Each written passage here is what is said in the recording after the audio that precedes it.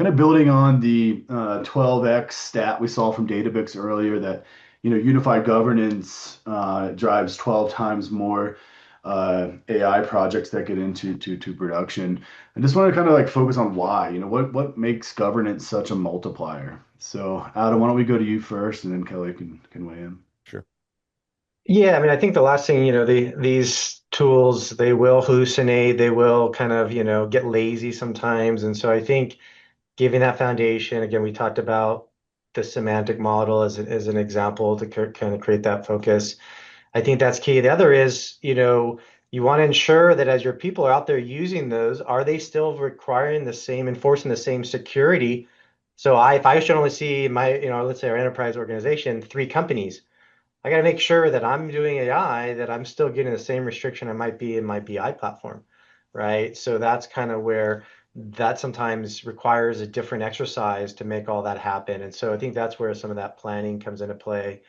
Um, and then just kind of getting that consistency around the measures, right? I think that's something that you want to make sure that AI sometimes will try to attempt to calculate something, and how do you know it's right? So that's where providing and giving the tools that layer, I think, will provide the best result.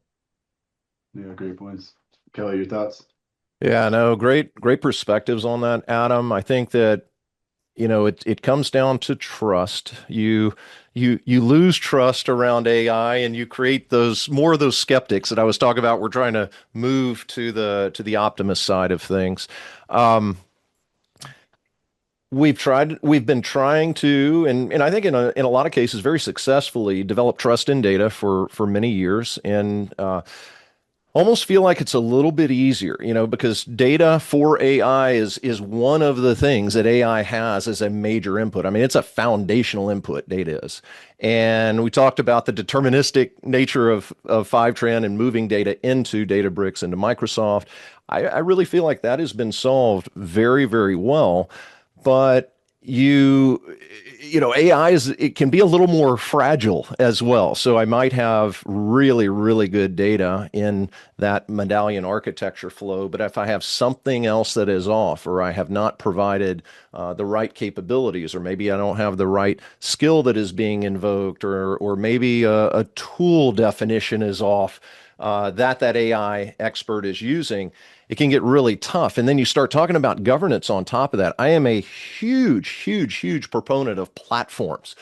Like, I think today, if Adam, you demonstrated Microsoft AI platform, you demonstrated Databricks AI platform. I think if you're trying to build what Microsoft and Databricks have done yourself from scratch today, number one, you're wasting a ton of time. Number two, you will never get it done. That is maybe 4 years ago. Oh, I got to cobble all this together. No, you have an incredible platform. And guess what that platform gives you? I've got governance around my data. It's a huge aspect of why we want to use these platforms and not build them ourselves.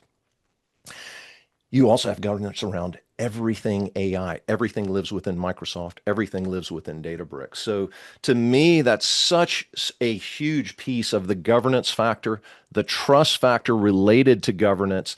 I think if you can start getting your head around getting some of those things right, and in a lot of the same processes and a lot of the same thinking we've been following for the last number of years around data, they apply to AI. It's going to make your life a lot easier, and you're going to have a lot less worries at night around this whole data trust thing and the governance around AI as well.